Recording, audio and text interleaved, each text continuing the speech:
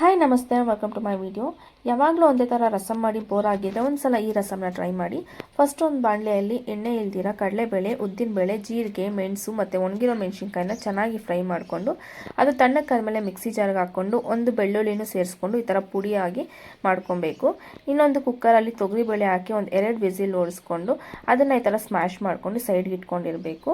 ಈಗ ಒಂದು ಬಾಣಲೆಯಲ್ಲಿ ನಾವು ಒಂದು ಕಟ್ ಮಾಡ್ಕೊಂಡಿರೋ ಒಂದು 2 ಟೊಮೆಟೊ, ಅರಿಶಿನ, ಉಪ್ಪನ್ನು ಸೇರಿಸ್ಕೊಂಡು ಅದನ್ನು ಕೈಯಲ್ಲಿ ಈ ಥರ ಸ್ಮ್ಯಾಶ್ ಮಾಡ್ಕೊಬೇಕು.